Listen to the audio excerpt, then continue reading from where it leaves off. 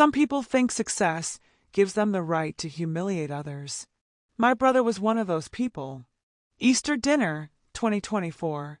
The whole family gathered around Grandma's dining table, and Jake decides this is the perfect moment to remind everyone how superior he thinks he is. He leans back in his chair, smirks at me across the table, and delivers what he thought was the killing blow.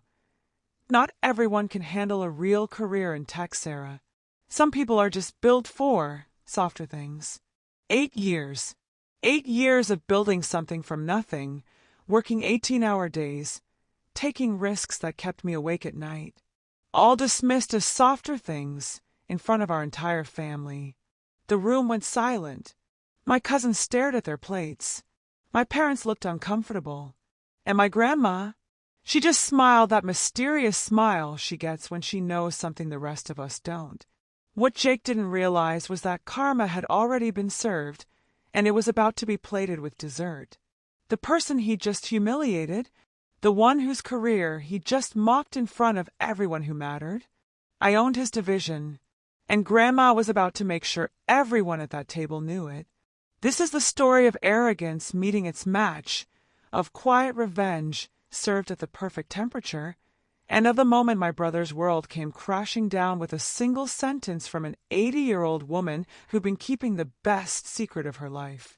Before we dive into this delicious tale of comeuppance, make sure you hit that subscribe button because we're serving up stories of justice, karma, and family drama that'll make your own relatives seem tame. And drop a comment letting us know where you're watching from. I love seeing our global community of people who appreciate when arrogance gets exactly what it deserves. My name is Maya, and I've been the black sheep of my family for as long as I can remember. Not because I was rebellious or reckless, but because I chose creativity over code, passion over profit margins. Growing up, my brother Derek was the golden child.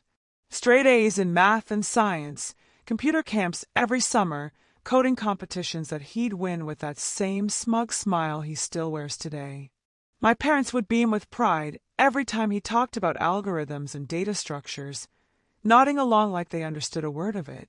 Meanwhile, I'd be sketching in the corner, writing stories, dreaming up business ideas that seemed too wild, too risky, too uncertain. Derek went to MIT. Full-ride scholarship. The whole family drove up for his graduation, took 1,000 photos, posted them everywhere with captions like, "So proud of our future tech mogul." When I graduated from art school 3 years later, my dad asked if I was sure I wanted to waste my degree on something so unstable. That word haunted me for years. Unstable. Like my dreams were built on quicksand while Derek's were carved in silicon and gold. The family dinners became a monthly reminder of our different paths. Derek would arrive in his Tesla, talking about his latest promotion, his stock options vesting, his team of developers in 3 different countries. He'd throw around terms like scalability and market disruption, while cutting his steak, making sure everyone knew he was changing the world one line of code at a time. I'd sit there, quietly eating, while he'd make little comments. "Maya's still doing her creative thing," he'd say with air quotes around creative thing. Or my personal favorite, "Not everyone's cut out for the pressure of real business." Real business. As if the sleepless nights I spent building something from nothing, the rejections, the financial uncertainty, the constant doubt, as if none of that qualified as pressure. But through it all, there was Grandma Rose, 83 years old, sharp as a tack, and always watching everything with those knowing eyes of hers. While Derek would dominate conversations with his tech talk, she'd ask me quiet questions about my work. She wanted to know about my clients, my projects, how I was managing everything. She never dismissed my path like the others did. She'd just listen, nod, and sometimes she'd say, "Persistence is the only talent that really matters, sweetheart." The thing about being underestimated is that it becomes your superpower. While Derek was busy announcing his victories to the world, I was grinding in silence. 18-hour days, learning skills they don't teach in business school, making mistakes that cost me everything, then starting over with nothing but stubborn determination. Derek thrived on recognition, on being seen as successful. I thrived on solving problems nobody else could solve, on building something that actually mattered to the people who used it. Different motivations, different definitions of success. But to our family, there was only one scoreboard that mattered, and Derek's name was permanently etched at the top. That Easter dinner wasn't the first time he'd made me feel small. It was just the first time Karma decided to show up fashionably late to the party. Easter Sunday at Grandma Rose's house always smelled like brown sugar-glazed ham and decades of family memories baked into the walls. The dining room was alive with chatter, my cousins catching up on life, my aunt arguing with my uncle about politics, kids running between the kitchen and the living room with chocolate smeared on their faces. I walked in feeling lighter than I had in months. For the first time in years, I had genuine reasons to feel proud of where my life was heading. Not that I planned to announce anything, that wasn't my style. I was content to enjoy a quiet family dinner without Derek's usual performance. But Derek had other plans. He arrived 20 minutes late, naturally, because important people are always fashionably delayed. Designer jeans, expensive watch, that practiced casual confidence that screams, "I make more money than everyone in this room combined." He hugged Grandma, complimented her cooking, and settled into his chair like he was taking his throne. It started small, the way it always did.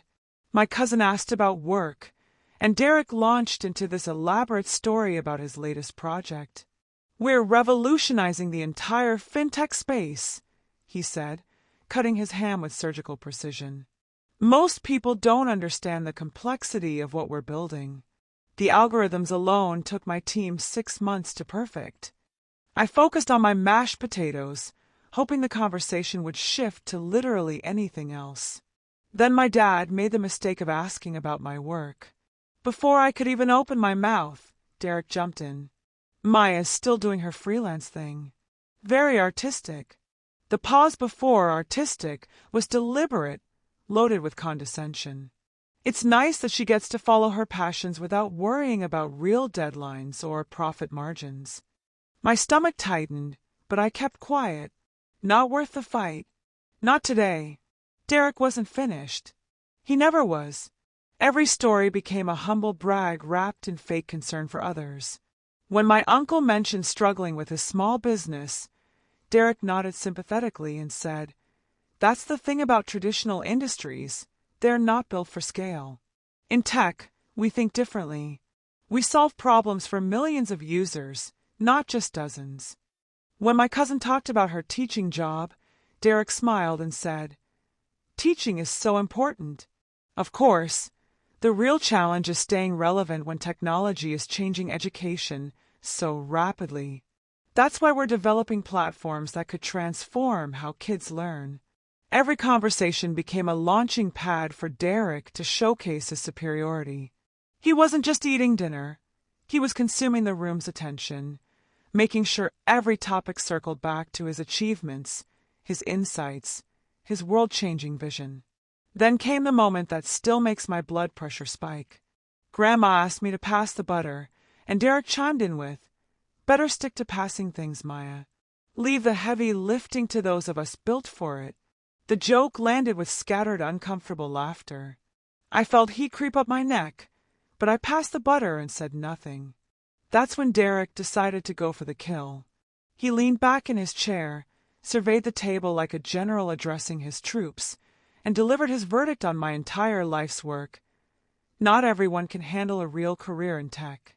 Some people are just better suited for softer pursuits. Softer pursuits. Like my 8 years of building something meaningful was equivalent to finger painting in kindergarten. The room went dead quiet. My parents stared at their plates. My cousins suddenly found their wine glasses fascinating. Even the kids seemed to sense the tension and stop chattering. But Grandma Rose? She just kept eating her dinner, calm as could be. That little smile playing at the corners of her mouth like she was enjoying some private joke that the rest of us weren't in on yet. Sitting there at that table, listening to Derek dismiss my life's work as softer pursuits. My mind flashed back to where this journey really began.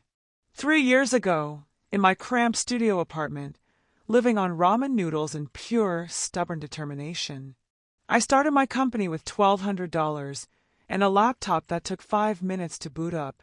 While Derek was getting promoted to senior developer and bragging about his 6-figure salary, I was working until 3 in the morning, teaching myself skills that no college professor could have prepared me for. Marketing, finance, project management, client relations. I became a one-person army because I had to. The first year nearly broke me. Not just financially, though there were months I chose between groceries and internet service. It was the constant rejection, the meetings where potential clients would smile politely and then go with someone more established. The family gatherings where Derek would casually mention his latest bonus while I tried to sound optimistic about building something sustainable. But something shifted in year 2.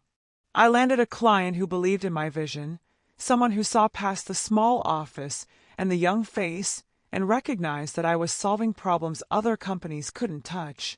That client led to another, then another. Word started spreading in circles Derek didn't even know existed. While he was busy climbing the corporate ladder at his tech company, I was building something different. Something that mattered. My platform wasn't just another app or software solution. It was changing how entire industries operated. The clients weren't just buying a service, they were investing in transformation. But the real game changer came 18 months ago. I got a call from a consulting firm I'd never heard of. They wanted to meet about a potential partnership opportunity. I almost declined because it sounded like another time waster, another meeting where someone would promise the world and deliver nothing. That meeting changed everything. They weren't just interested in my company, they wanted to acquire it. But not in the typical way where the founder gets pushed out. They wanted me to stay, to expand, to take on bigger challenges. They saw what I'd built and wanted to scale it across multiple markets. The negotiations took months. Lawyers, contracts, due diligence meetings that lasted longer than most people's workdays. While Derek was posting LinkedIn updates about his team's latest sprint completion, I was in conference rooms with executives, making decisions that would reshape entire business models. The hardest part was the silence. I couldn't tell anyone what was happening. Not my parents, not my friends, and definitely not Derek. The legal agreements required complete confidentiality until everything was finalized. So I sat through family dinners, listening to his condescending comments about my cute little business, knowing that in a few months, everything would be different. What Derek didn't know, what none of them knew, was that the company acquiring mine had been eyeing his division for over a year. They'd been looking for someone with the vision and experience to take it over, someone who understood both the technical side and the human side of business. Someone exactly like me. The final contracts were signed 3 weeks ago. 3 weeks before this Easter dinner. 3 weeks before Derek decided to humiliate me in front of our entire family. The timing was so perfect it felt like the universe had a sense of humor. So there I sat, listening to my brother explain why I wasn't cut out for real business, while the signed documents in my briefcase at home proved that I now controlled the future of his career. His team, his projects, his precious algorithms, they all reported to me now. Grandma Rose knew, of course. She'd been my one confidant through the whole process, the only person I'd trusted with the secret. She'd listened to my fears, celebrated my victories, and watched me grow into someone even I didn't recognize yet. And now she was watching Derek dig his own professional grave, one arrogant comment at a time. The conversation had moved on to my cousin's wedding plans when I noticed Grandma Rose watching everything with those sharp eyes of hers. She wasn't following the chatter about flower arrangements and venue bookings. She was studying Derek, watching him dominate every topic, redirect every story back to himself. I caught her eye across the table, and she gave me the slightest nod, like she was acknowledging something only the two of us understood. Then she went back to cutting her ham with surgical precision, but I could see the wheels turning behind that calm exterior. Derek, meanwhile, was hitting his stride. He'd moved on from subtle digs to full-blown lectures about market disruption and innovation cycles. My dad was nodding along like Derek was delivering the Gettysburg Address, and my mom kept making those encouraging sounds that meant she was lost but trying to be supportive. That's when my uncle made the fatal mistake of asking about my business again. "Maya, how's your company doing? Still growing?" Before I could answer, Derek set down his fork and leaned forward like he was about to deliver a master class. "You know, Uncle Jim, that's actually a perfect example of what I was talking about. Maya's doing fine with her niche market, but there's a difference between running a small operation and handling enterprise-level complexity." My chest tightened. Here we go again. "The pressure in real tech is unlike anything most people experience," he continued, his voice taking on that patronizing tone I knew so well. "When you're responsible for systems that serve millions of users, when downtime costs companies thousands of dollars per minute, when you're making decisions that affect entire market sectors, that's a different level of accountability." Grandma Rose had stopped eating entirely. She was sitting perfectly still, her hands folded in her lap, watching Derek with the intensity of a hawk circling prey. "Not everyone can handle a real career in tech," Derek said, looking directly at me with that condescending smile. "Some people are just better suited for more creative pursuits, smaller-scale operations. And there's nothing wrong with that. The world needs artists and freelancers, too." The silence that followed was deafening. My fork clinked against my plate as I set it down, the sound unnaturally loud in the sudden quiet. My mother cleared her throat nervously. My dad reached for his wineglass. Even the kids had gone quiet in the next room. I felt the familiar burn of humiliation creeping up my neck. 8 years of building something meaningful, dismissed as a cute hobby in front of everyone who mattered to me. The contracts in my briefcase at home suddenly felt like distant dreams, like maybe I'd imagined the whole acquisition. Maybe I'd been kidding myself about what I'd accomplished. But then I looked at Grandma Rose. She wasn't looking at me with pity or embarrassment. She wasn't fidgeting uncomfortably like everyone else. She was smiling. Not the polite, awkward smile you give when someone says something inappropriate. This was something else entirely. It was the smile of someone holding 4 aces while everyone else worried about their pair of 2s. The smile of someone who knew exactly what bomb was about to drop and was savoring every second before detonation. She picked up her water glass, took a slow sip, and set it down with deliberate care. Then she looked around the table at all of us, her family, gathered for what we thought was just another Easter dinner. "Well," she said, her voice carrying that particular tone that meant business, "I suppose this is as good a time as any to share some interesting news I received this week." Derek was still basking in the aftermath of his verbal assault, completely oblivious to the fact that the tide was about to turn. He had no idea that the sweet little grandmother at the head of the table was about to serve him the most devastating slice of humble pie he'd ever tasted. The room held its breath. Even I didn't know what was coming next, but I could feel the electricity in the air, the sense that something monumental was about to shift the entire dynamic of this family forever. My aunt started clearing plates while my cousin brought out Grandma's famous apple pie, the same recipe she'd been perfecting for 40 years. The sweet smell of cinnamon and brown sugar filled the room, and for a moment it felt like any other family gathering. Derek was still wearing that smug expression, probably replaying his performance in his head and giving himself an A+4 maximum humiliation delivered. Grandma Rose accepted her slice of pie with a gracious nod, picked up her fork, and took one deliberate bite. She chewed thoughtfully, like she was savoring not just the dessert but the moment itself. Then she set her fork down, dabbed the corner of her mouth with her napkin, and looked around the table with those sharp eyes. "You know," she said, her voice carrying that casual tone that made everyone lean in slightly, I had the most interesting conversation with Maya earlier this week. My heart started hammering against my ribs. This was it. After months of secrecy, of biting my tongue through Derek's condescending lectures, of watching him perform his superiority act for our entire family, this was the moment everything changed. Derek was mid-bite when she continued. It seems there's been some exciting news in the business world that I thought the family should know about.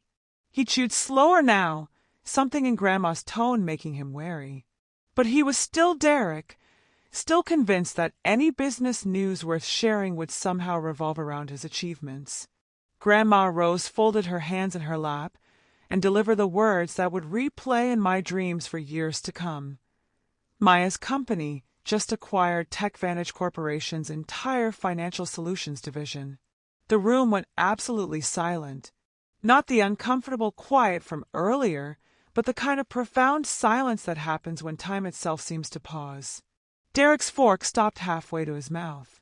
His eyes went wide, then narrow, like he was trying to solve a complex equation that wouldn't compute.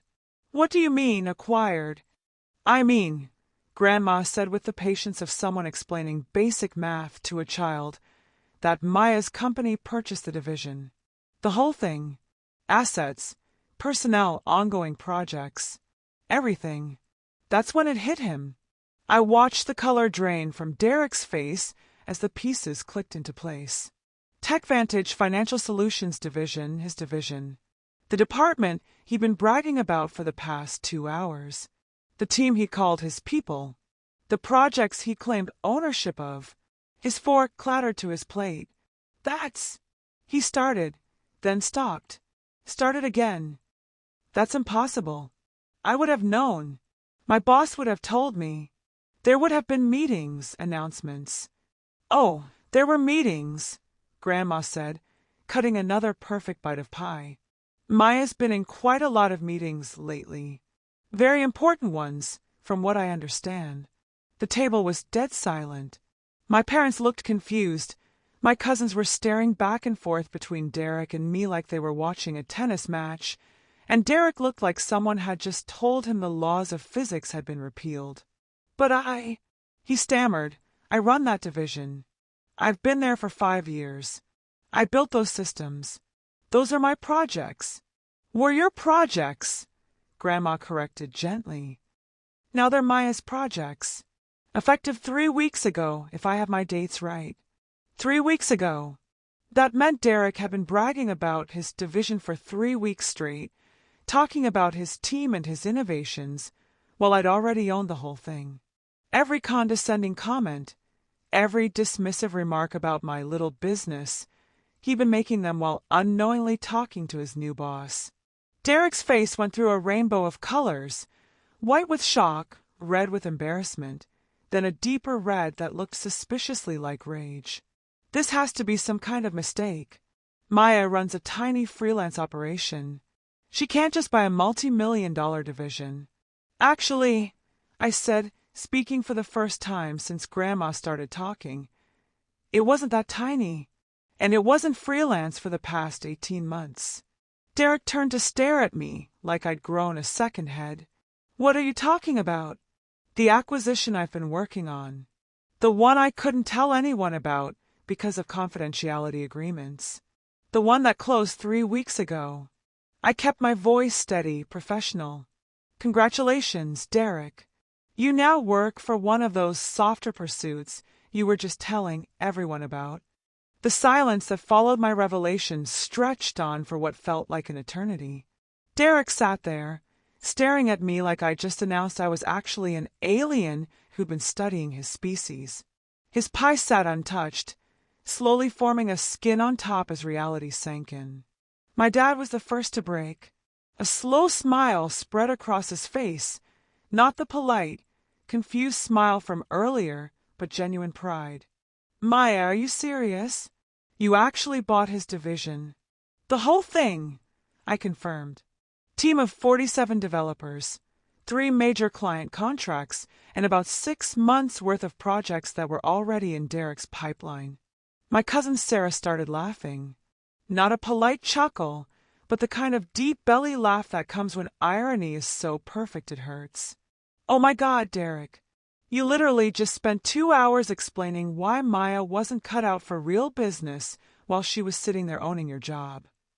Derek's face had moved past red into a color I didn't know human skin could achieve. This is ridiculous. Maya, what are you even going to do with the tech division? You don't understand the complexity of what we do there. The algorithms alone require years of experience to manage properly. Derek, I said quietly, I've been managing complexity you can't even imagine for 3 years. The difference is I did it without announcing every victory at family dinner. That's when my mother surprised everyone. She'd been quiet through most of the evening, but now she was looking at me with something I hadn't seen in years, respect. Maya, honey, why didn't you tell us what you were building? Because, I said, glancing at Derek, some things are better shown than told. Derek pushed back from the table abruptly. This is insane. I need to make some calls. There has to be an explanation. My supervisor would have warned me if something like this was happening. Your supervisor, Grandma Rose said with devastating calm, was probably in those meetings Maya mentioned. The ones where they decided who would be best qualified to run the division going forward. Derek's phone was already in his hand, frantically scrolling through contacts. But I knew what he'd find, or rather, what he wouldn't find. The acquisition had been seamless. His old reporting structure was gone. The executives he'd been trying to impress for 5 years were now working with me to ensure a smooth transition. He didn't finish his dessert. He didn't finish Easter dinner. He mumbled some excuse about urgent work issues and was out the door before anyone could ask questions they all suddenly wanted answers to. The rest of the family spent the next hour asking me everything: when it happened, how it happened, what it meant for my future and Derek's. For the first time in years, I was the center of attention at a family gathering, and it wasn't because someone was making jokes about my career choices. But the real fallout came in the weeks that followed. Derek's first instinct was denial. He called me the next morning, convinced there had been some mistake, that the paperwork was wrong, that surely I didn't understand what I'd gotten myself into. When I calmly walked him through the acquisition timeline and introduced him to his new reporting structure, the denial shifted to bargaining. Maybe we could work something out. Maybe I could be a silent owner while he continued to run day-to-day operations. Maybe we could pretend none of this had happened. When I explained that I'd already scheduled meetings with his entire team to discuss the division's new direction, bargaining became anger. How dare I embarrass him in front of the family? How was he supposed to maintain credibility with his team now? Did I have any idea what kind of position this put him in? The irony was lost on him completely. His calls to other family members painted me as vindictive, as someone who'd orchestrated this whole thing just to humiliate him. He conveniently forgot his years of condescension, his dismissive comments, his assumption that success in tech belonged exclusively to people like him. The funniest part was watching him try to spin the situation on LinkedIn. His posts became increasingly vague, talking about exciting transitions and new opportunities for growth, without ever mentioning that his little sister now controlled his professional future. Meanwhile, his team was thriving. Turns out, when you remove toxic leadership and actually listen to what talented people have to say, productivity goes through the roof. The projects Derek had been struggling with for months were completed ahead of schedule. The client relationships he'd been worried about became stronger than ever. 3 months later, Derek finally stopped calling. Not because he'd accepted the situation, but because he'd found a new job at a smaller firm where he could rebuild his ego from scratch.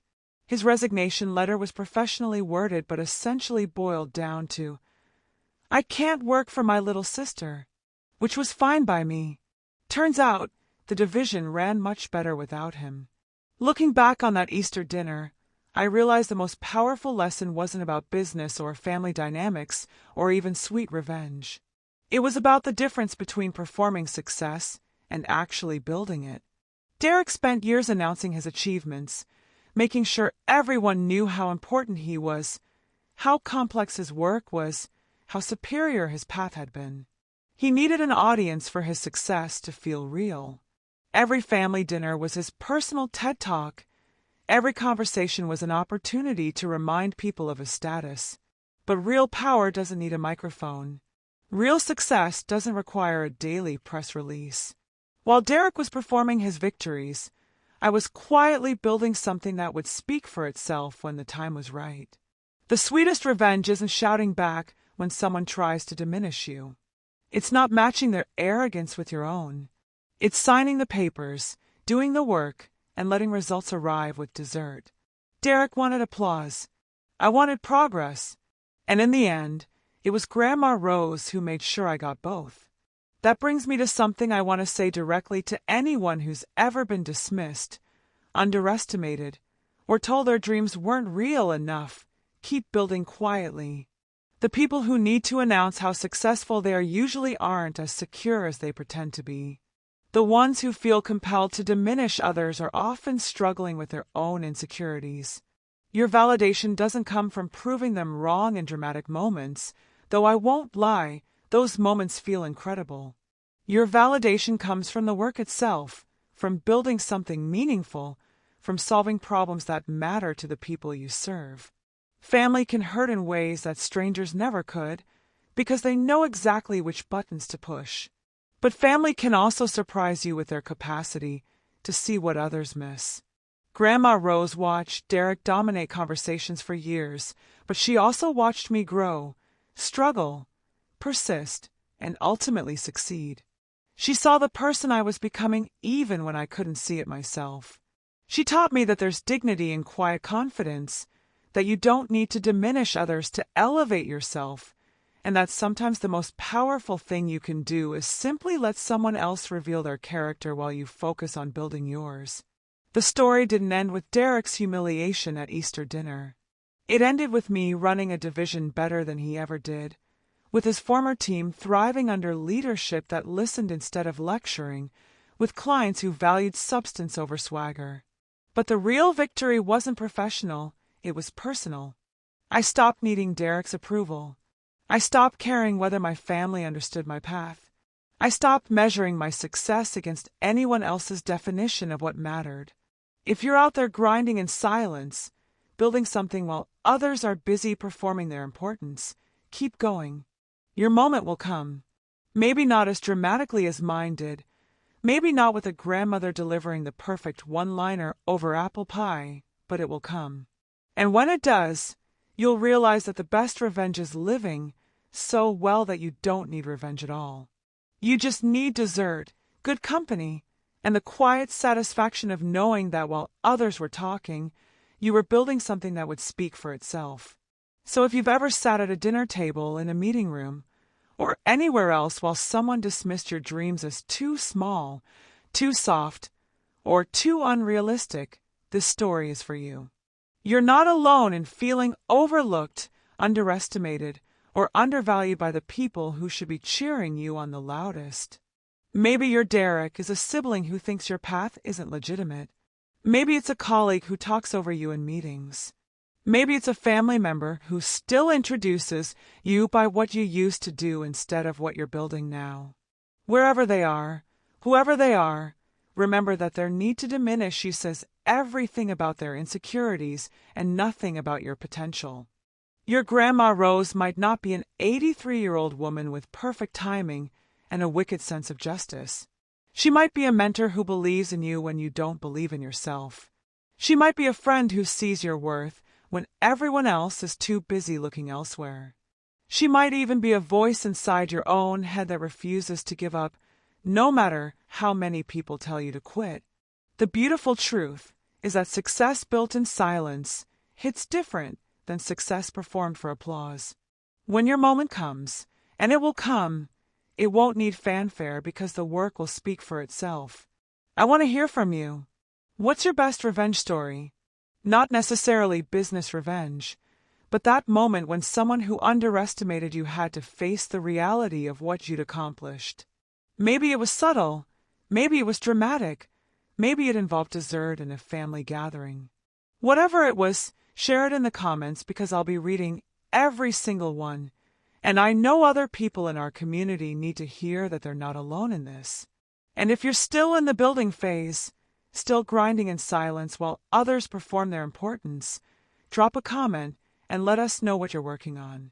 This community believes in quiet builders, persistent dreamers, and people who choose progress over performance. If this story resonated with you, if it reminded you that your path has value even when others can't see it yet, make sure you hit that subscribe button. We share stories here about resilience, justice, and the kind of victories that matter long after the applause dies down. Your support means everything, and I can't wait to share more stories that remind us all that sometimes the best revenge is simply refusing to give up on yourself.